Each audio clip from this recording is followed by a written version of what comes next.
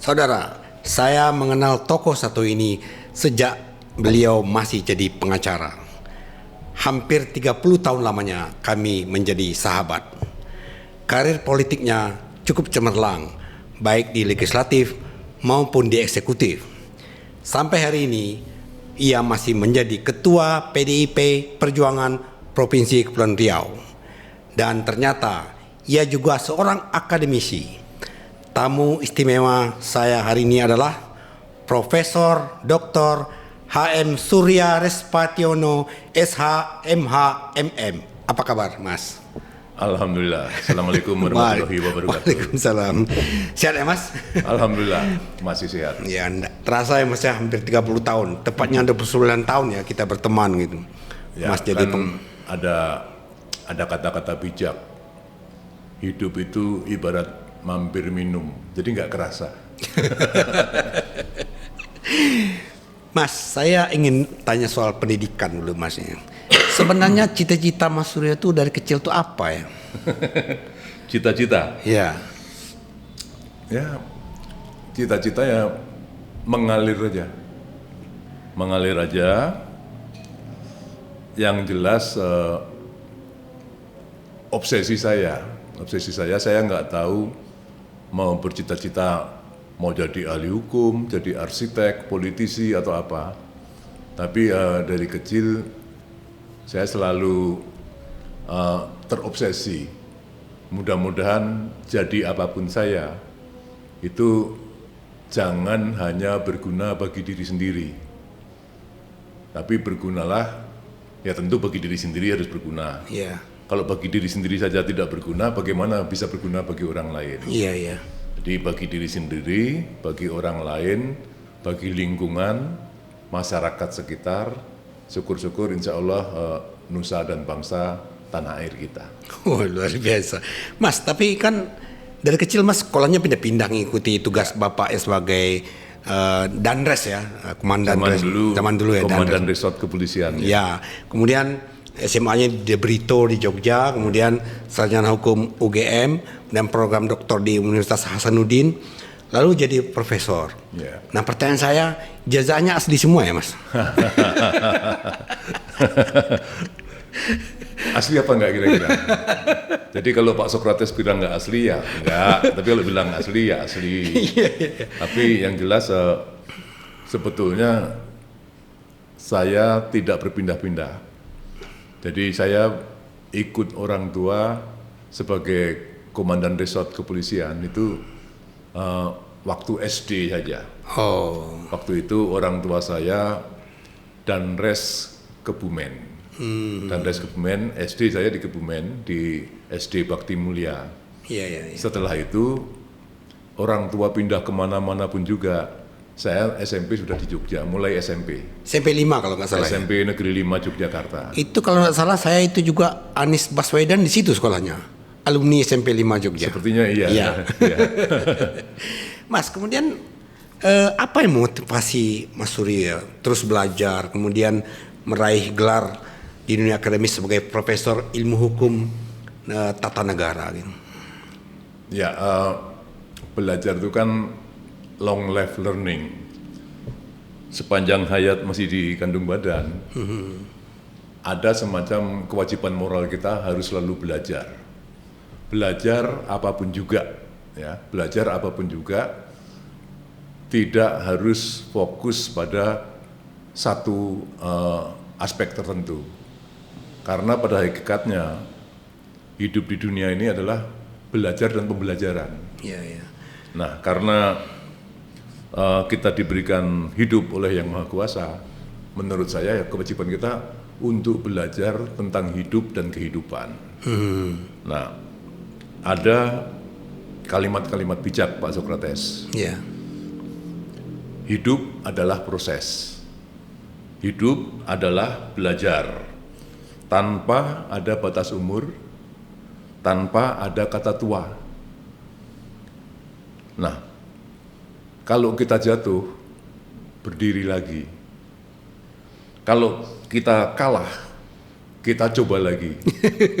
Nah, kalau gagal, kita bangkit lagi. Itulah yang dinamakan move on. Oh. Kita baru berhenti belajar dari hidup dan kehidupan kalau pada saatnya Tuhan berkata, waktunya pulang. Oh. Nah, kalau sudah Tuhan berkata waktunya pulang, ya selesailah tugas kita untuk belajar. Iya, iya. Mas, jadi berarti Mas jadi dosen itu sudah cukup lama ya sampai meraih gelar Profesor Ilmu Hukum dan Tata Negara. Seingat saya mulai jadi dosen sejak saya pimpinan DPRD Kota Batam, sekitar 2001-2002. Iya, iya, iya. Kemudian berikutnya lagi, saya 2 periode di DPRD Batam. Nah, saya adalah salah satu, bukan satu-satunya ya, salah satu pionir untuk ikut membuka program Magister Hukum di Universitas Batam. Iya, iya, iya. Saya masih mengajar juga. Jadi 2 periode di DPRD Batam saya mengajar, kemudian 1 periode di DPRD Provinsi saya mengajar, wakil gubernur saya mengajar, dan alhamdulillah sampai hari ini saya masih mengajar. Iya, iya, luar biasa. Mas, saya ingin minta pendapat Mas. Ini kan Kepulauan Riau ini kan terdiri dari pulau-pulau ya. Ada 7 kabupaten kota dan sepertinya pembangunan tidak merata gitu antara satu daerah dengan daerah yang lain. Termasuk juga akses pendidikan yang tidak setara gitu. Bagaimana menurut Mas ya? Ya, satu sisi letak geografis Kepulauan Riau yang 97% adalah lautan. Ya. Itu adalah anugerah dari Allah Subhanahu wa Ta'ala. Kita didominasi oleh perairan atau laut. Nah, kekayaan alam kita di situ melimpah. Nah, tapi di sisi yang lain, kalau kita kaitkan dengan pendidikan, ada semacam rentang kendali yang menyulitkan kita. Karena di Kepri ini ada 7 kabupaten kota. Satu-satunya kabupaten kota yang tidak nyebrang laut adalah Kota Tanjung Pinang dan Kabupaten Bintan. Iya, iya. Yang lainnya Natuna nyebrang, Anambas nyebrang laut, Iya, iya. kemudian Lingga nyebrang laut, kemudian Karimun nyebrang laut, kemudian dari Pinang ke Batam juga nyebrang laut. Satu-satunya yang tidak terpisahkan oleh lautan, hanya satu daratan adalah Pulau Bintan, di mana Pulau Bintan itu terdiri dari Kota Tanjung Pinang dan Kabupaten Bintan. Nah, tentu rentang kendali ini juga sedikit atau banyak efeknya adalah high cost untuk belajar. Kalau anak-anak kita, adik-adik kita yang mau mencoba belajar ke ibu kota Tanjung Pinang atau ke Kota Batam, ini kalau dari Natuna dan dari Anambas sudah berapa? Ya kan? Jadi selain biaya untuk belajar, mereka harus kos, harus cari tempat, ya kan? Sehingga ini menjadi high cost. Nah, untuk hal yang seperti ini, tentunya kalau kita berpijak pada konstitusi kita, yaitu mencerdaskan kehidupan berbangsa, tentu aspek pendidikan menempati tempat yang sangat penting. Nah, kita tahu semua dalam Undang-Undang Sisdiknas, Sistem Pendidikan Nasional, anggaran untuk pendidikan adalah 20%. Tapi Pak Sokrates sebagai seorang jurnalis senior tentu bisa melihat dan memahami apakah 20% itu murni untuk pendidikannya saja. Ya kan? Kebanyakan mohon maaf di 20% kan ya kan di kemasannya 20%. Nah, padahal 20% itu ada yang dipakai untuk infrastruktur, untuk ini, untuk itu dan lain sebagainya. Sehingga menurut saya ini yang menyulitkan dunia pendidikan di kita maju dengan pesat. Nah, bagaimana seperti Provinsi Kepulauan di Kepulauan Riau ini bisa secara signifikan memajukan dunia pendidikan, karena masih banyak juga masyarakat Kepulauan Riau itu yang perlu membutuhkan uluran tangan negara, uluran tangan pemerintah dalam bentuk beasiswa. Terutama di hinterland ya Mas? Terutama di hinterland dan di luar Tanjung Pinang dan Batam kan mereka sangat banyak keperluannya untuk bersekolah maupun berkuliah ya. Ya. Sekarang saya ingin bertanya soal hukum Mas. Nah, menurut Mas Suryo bagaimana penegakan hukum kita saat ini? Maju, mundur, atau jalan di tempat? Ya. Apa yang dikatakan Mas Sokrates semuanya betul. Law enforcement atau penegakan hukum. Tadi Pak Sokrates bilang maju, mundur, jalan di tempat. Tepat sekali itu. Jadi proses penegakan hukum kita adalah poco-poco. Ya kan? Maju selangkah, mundur 2 langkah di tempat. Maju selangkah, mundur 2 langkah, 2 tempat. Maju lagi, mundur, tetap di tempat. Itu kenapa ya Mas? Ya karena yang saya lihat politik lebih dominan daripada hukum. Kekuasaan maksudnya? Nah, kekuasaan lebih dominan daripada hukum. Dan kita sebetulnya sudah sangat jelas dalam konstitusi kita, dalam Undang-Undang Dasar tahun 1945, pasal 1 ayat 3, bahwa Indonesia adalah negara yang berdasarkan hukum, bukan kekuasaan semata.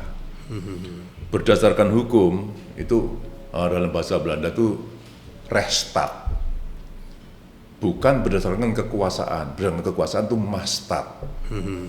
Nah, sebetulnya mohon maaf dan mohon izin, kalau kita semua mau introspeksi diri, mau mawas diri, bahwa ada potensi dari kita semua, bukan hanya pemerintah saja, tapi banyak dari kita yang berpotensi melanggar konstitusi, melanggar pasal 1 ayat 3, bahwa negara berlandaskan hukum atau rechtsstaat bukan berlandaskan pada kekuasaan semata.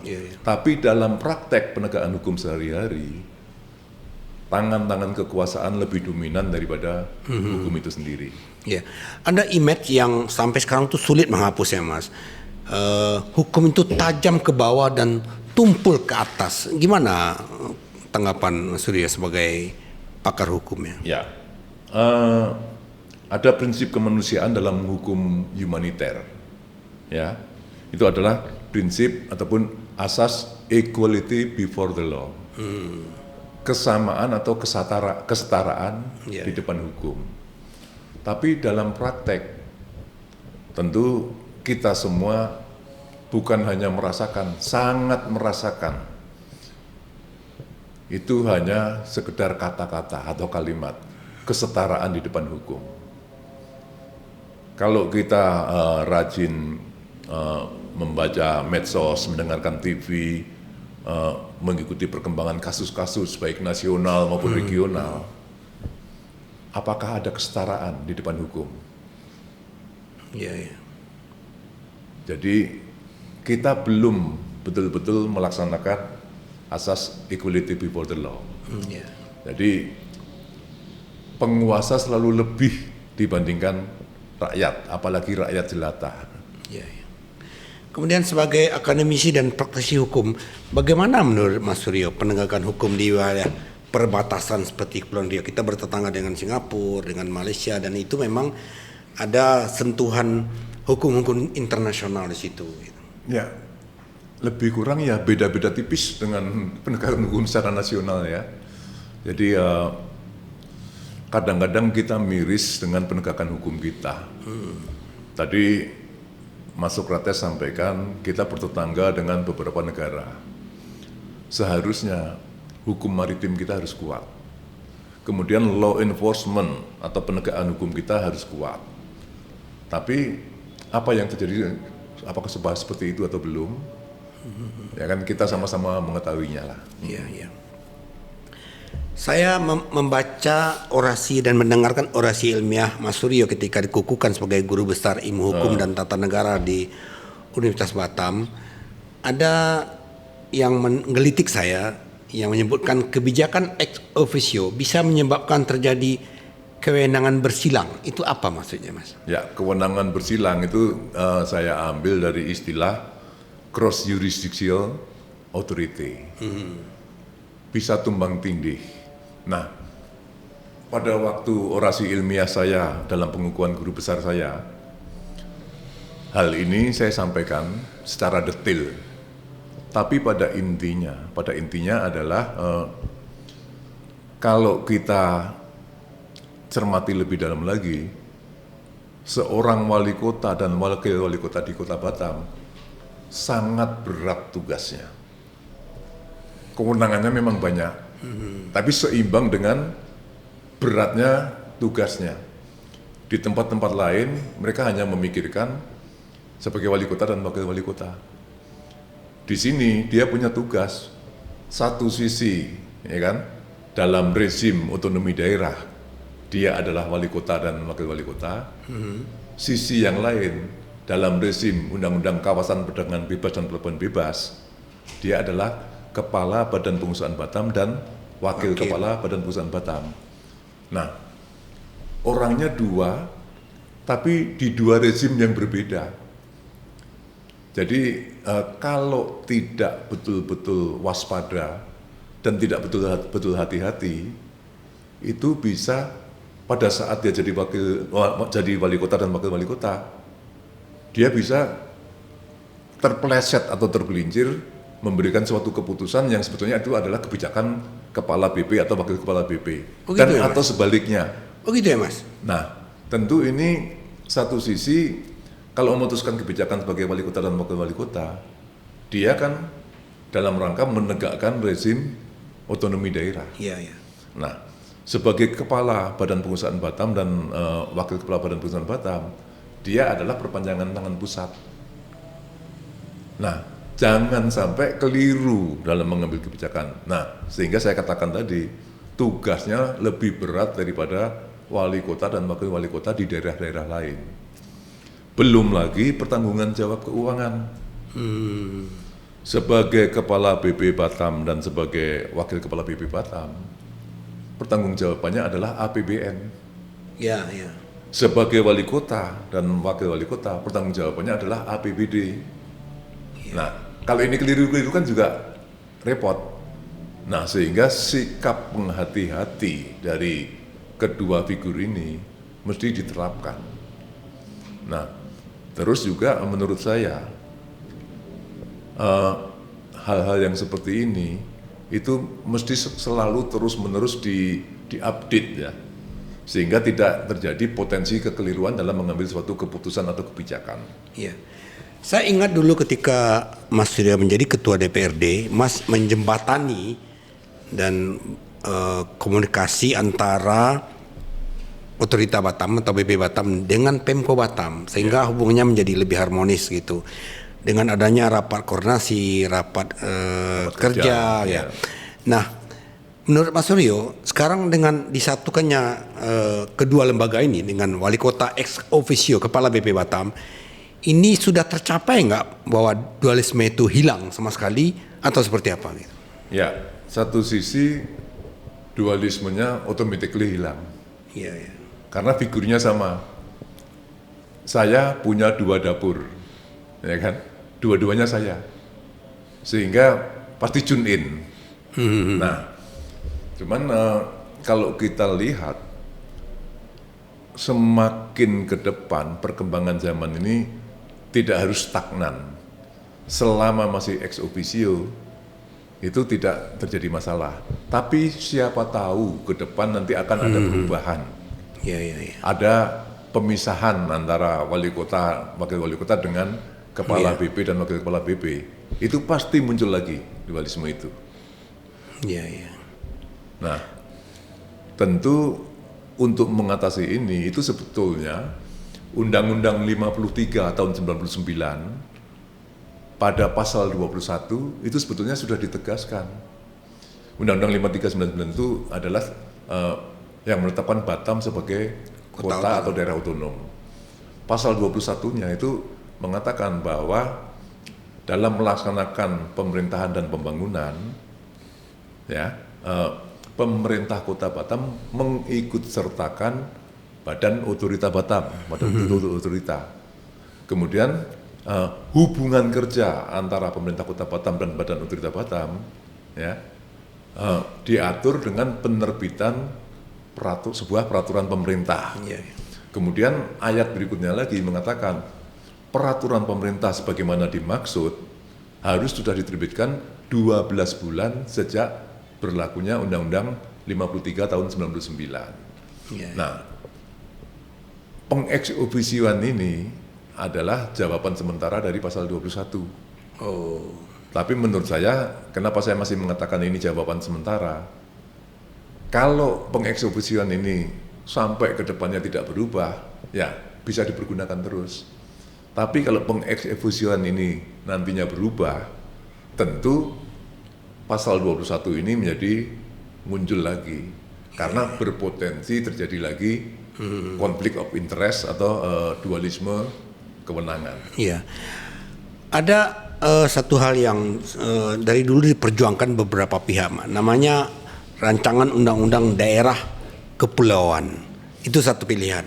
Ada pilihan lain, ada juga yang mengatakan sebaiknya Batam ini menjadi daerah khusus. Menurut Mas, mana yang lebih pas buat Batam ke depannya? Ya, saya rasa tergantung dari sisi mana kita memandang. Ya, kalau memang Batam ini mau dijadikan kawasan industri dan perdagangan saja, itu sah-sah saja wacana itu.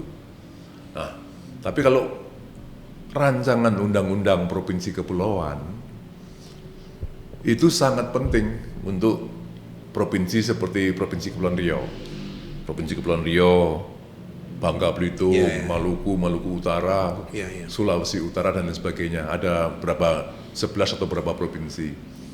Perjuangan untuk membuat undang-undang kepulauan, provinsi kepulauan ini sudah sangat lama. Pada waktu 2010-2015 saya wakil gubernur pun ini sudah muncul. Tapi sampai sekarang ya apa ya? Timbul tenggelam. Timbul tenggelam. Nah, sebetulnya perjuangan untuk memperjuangkan provinsi kepulauan itu adalah bukan hal yang muluk-muluk. Karena apa? Penghitungan dana alokasi dari pusat, baik DAU, dana alokasi umum, maupun DAK, dana alokasi umum khusus, ya kan? Itu perhitungannya adalah dari luas wilayah yang didasarkan pada daratan.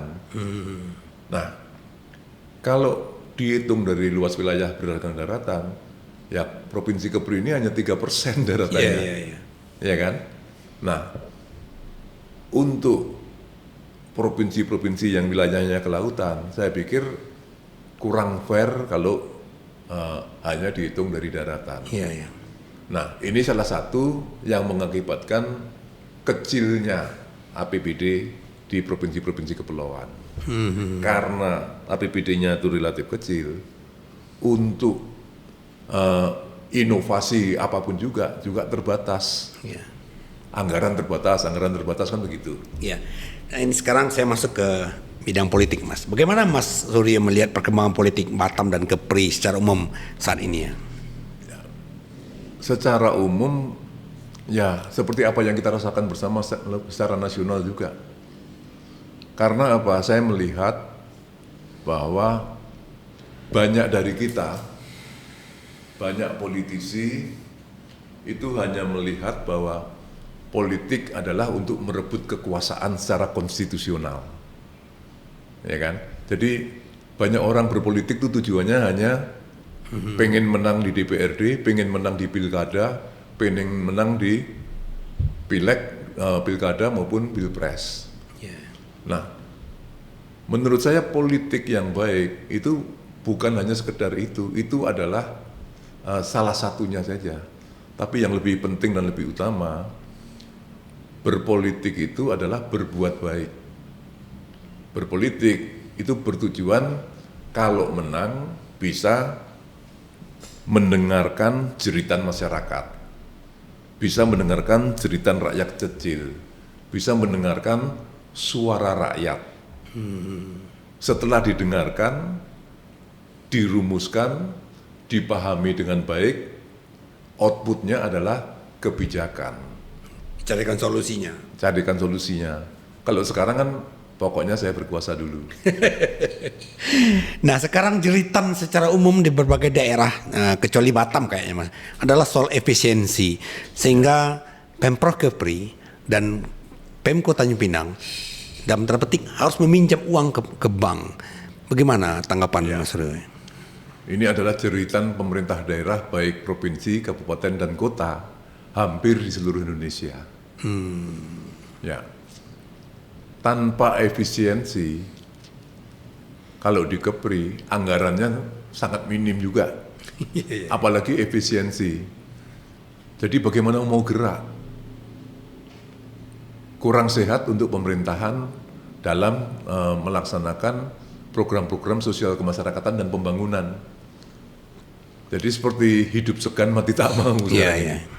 Nah ini adalah PR yang sangat krusial ya. Mohon maaf dan mohon izin. Jangan sampai pemikiran-pemikiran ini akhirnya membuat potensi disintegrasi bangsa. Daerah-daerah sama sekali tidak bisa bergeliat, apalagi membangun. Nah, kalau tidak bisa bergeliat, tidak bisa membangun, tentu dari faktor ekonomi juga tumbuh dan berkembangnya adalah merambat saja. Nah kalau merambat, ya otomatis income per kapita dari masyarakat juga merambat saja. Ya, Mas Ryo kan pernah menjadi ketua DPRD, pernah menjadi wakil gubernur, artinya pernah di legislatif, pernah di eksekutif. Tapi belakangan ada kecenderungan anggota DPRD itu baik di kota maupun provinsi itu cenderung setuju-setuju saja, padahal salah satu tugas mereka kan fungsinya adalah pengawasan. Gimana menurut Mas Ryo? Ya, anggota DPRD kita terlalu kurang pede, ya kurang percaya diri. Jadi dia udah minder dulu, kadang-kadang.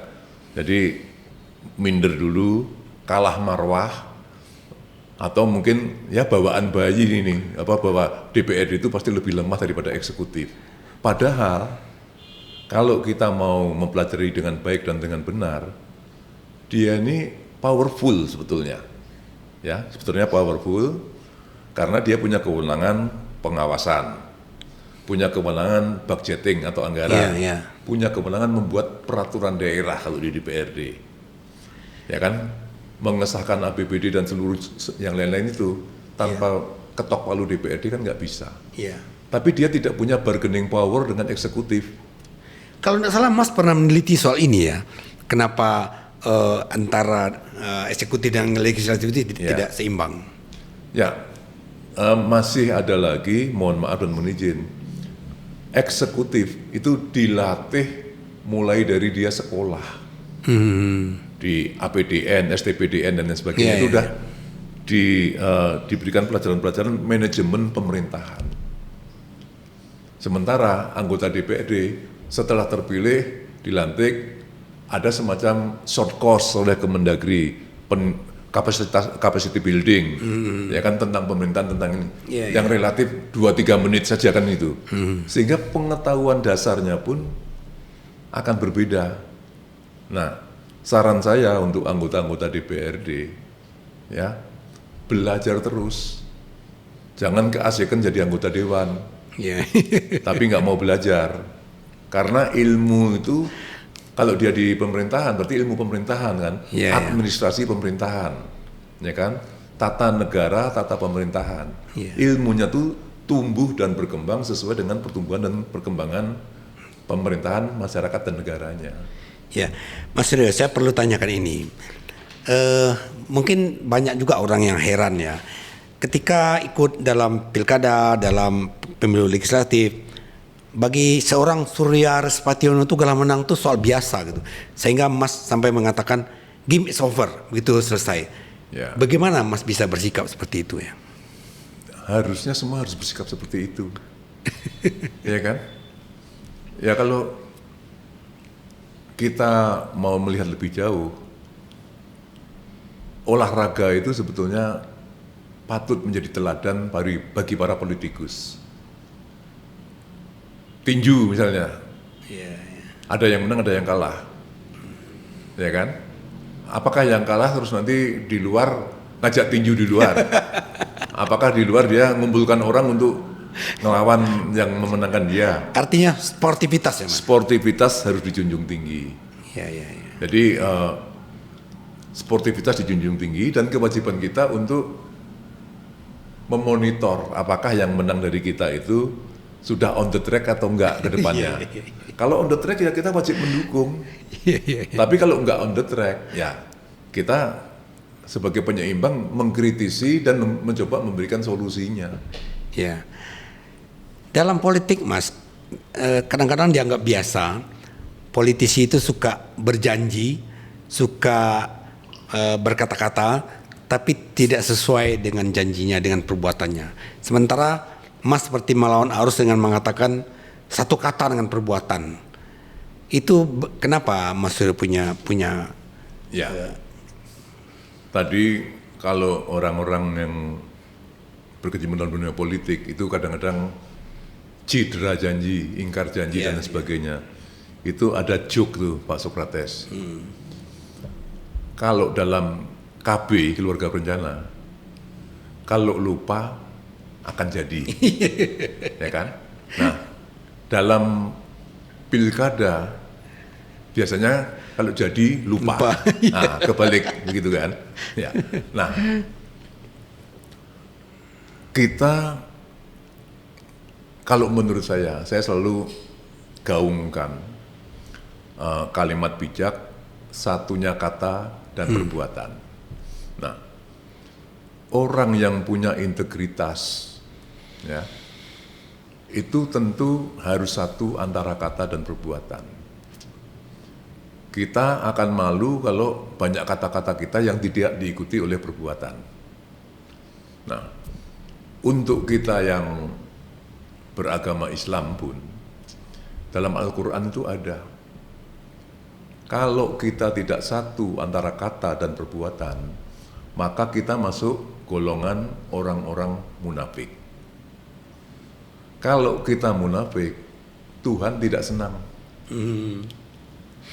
Dalam As-Saff ayat 2 dikatakan, dalam Al-Quran, As-Saff ayat 2 dikatakan, wahai orang-orang beriman, mengapa kau katakan sesuatu yang tidak kau kerjakan? Kemudian As-Saff ayat 3-nya dalam Al-Quran mengatakan, sungguh merupakan kebencian bagi Allah, bagi mereka yang mengatakan sesuatu yang mereka tidak kerjakan. Jelas itu Mas ya? Udah jelas. Tapi kenapa kok kita yang muslim ini menganggap enteng yang seperti itu? Ya kan? Nah, menurut saya, ya kita masih belum punya integritas. Masih menganggap bahwa kemenangan itu adalah satu-satunya hal yang harus diraih. Yang lain-lain urusan nomor berapa. Tapi bagaimana dengan para pimpinan atau kepala daerah yang terlalu banyak berkata-kata Mas gitu? Ya, semakin banyak berkata semakin tong kosong nyaring bunyinya. Nah. Saya sering perhatikan di status WhatsApp-nya Mas Suryo, ada kata-kata yang sampai sekarang tidak berubah. Pengkhianatan adalah perbuatan yang tidak terampunkan. Maksudnya apa itu Mas? Ya, orang kalau sudah berkhianat itu pasti tidak akan nyenyak tidurnya, tidak akan enak untuk makan, tidak akan enak untuk minum, dan tidak akan enak untuk bernafas. Ya kan? Karena berkhianat itu adalah membohongi diri sendiri.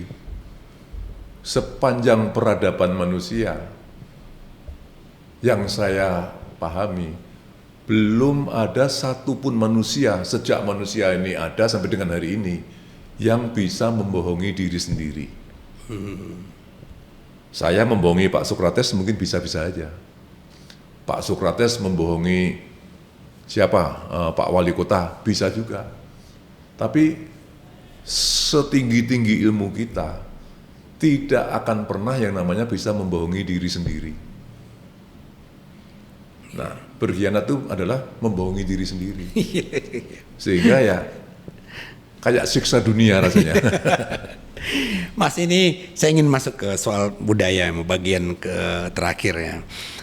Sejak kapan dan mengapa Mas dipanggil Romo itu? Ya, anak-anak saya, awalnya anak-anak saya memanggil saya Romo. Oh. Nah, Romo itu adalah panggilan sebagai bentuk rasa hormat ke orang yang tua atau dituakan. Oh. Jadi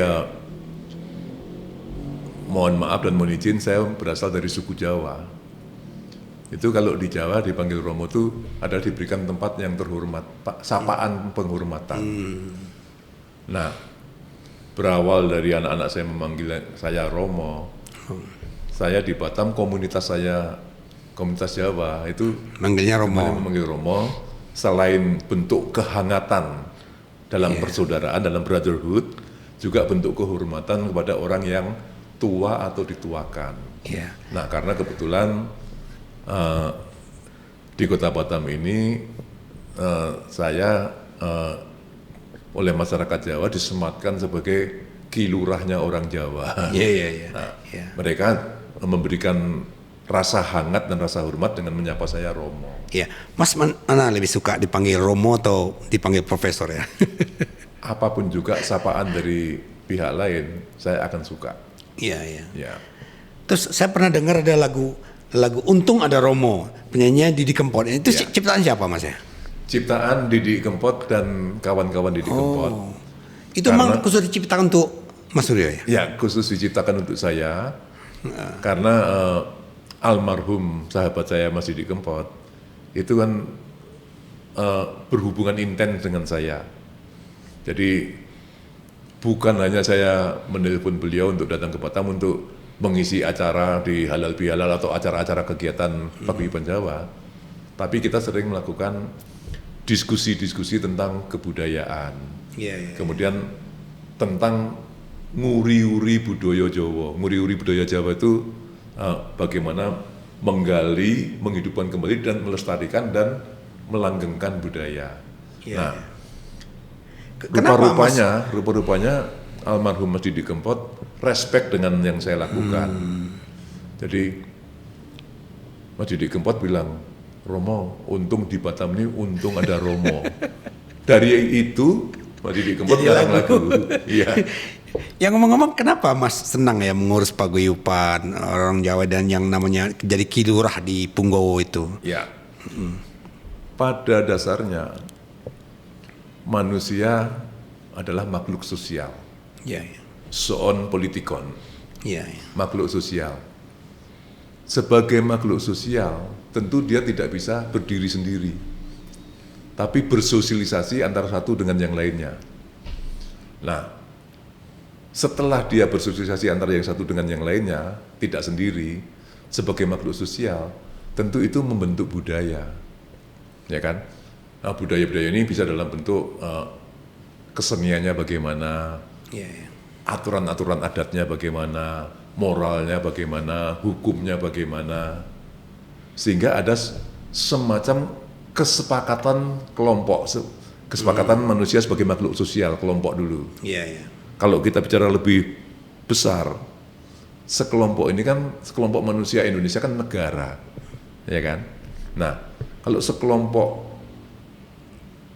misalnya Mas Sokrates, ya kan, sekelompok saudara kita yang berasal dari Minang, Mas Sokrates itu berarti kan ada hukum adat Minang, ada budaya Minang dan lain sebagainya.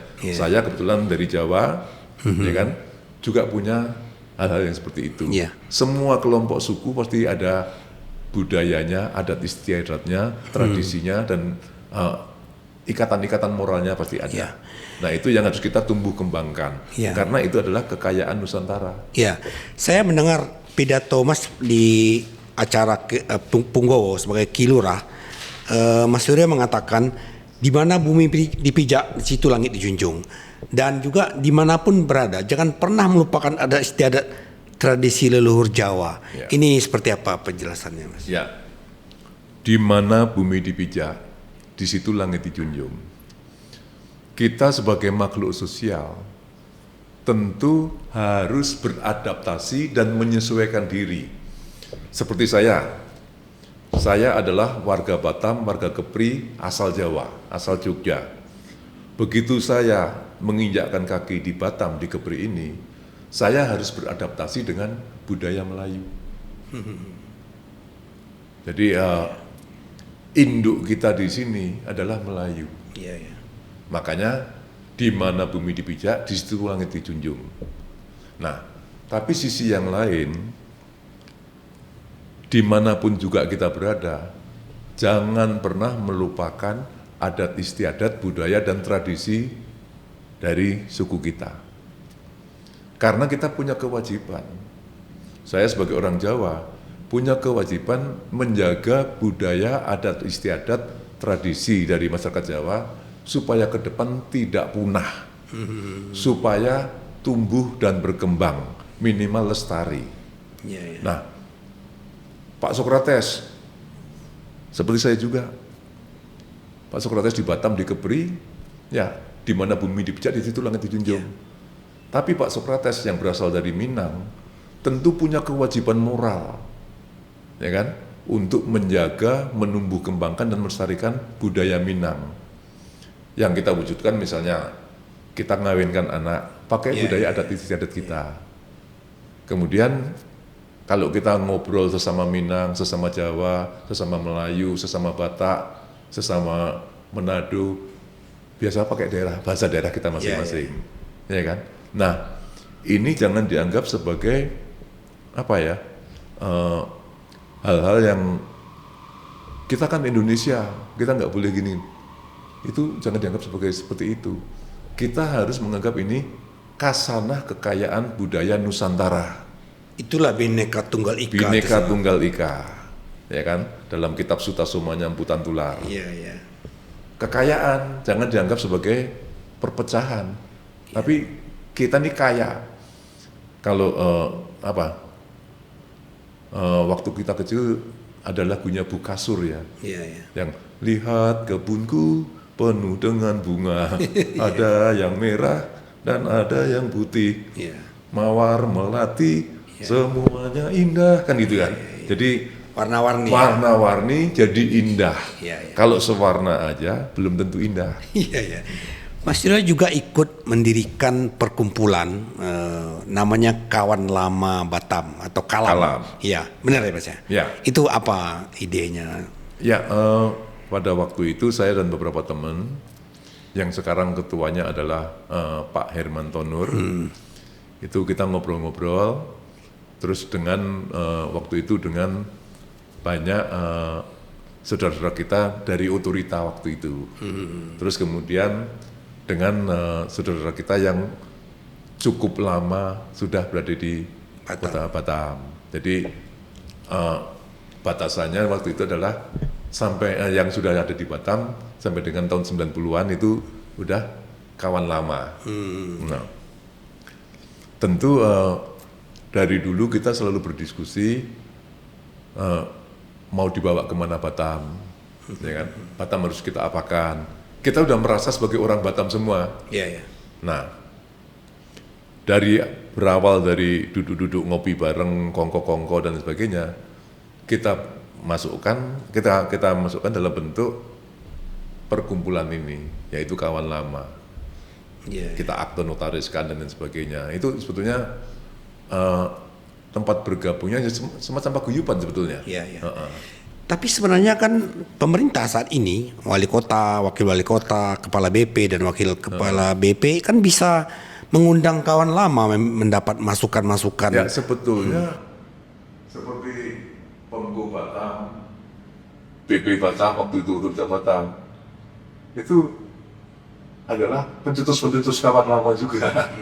Ya, jadi yang sudah lama-lama di Batam tanpa melihat dari mana dia berasal, itu masuk dalam Kawan Lama.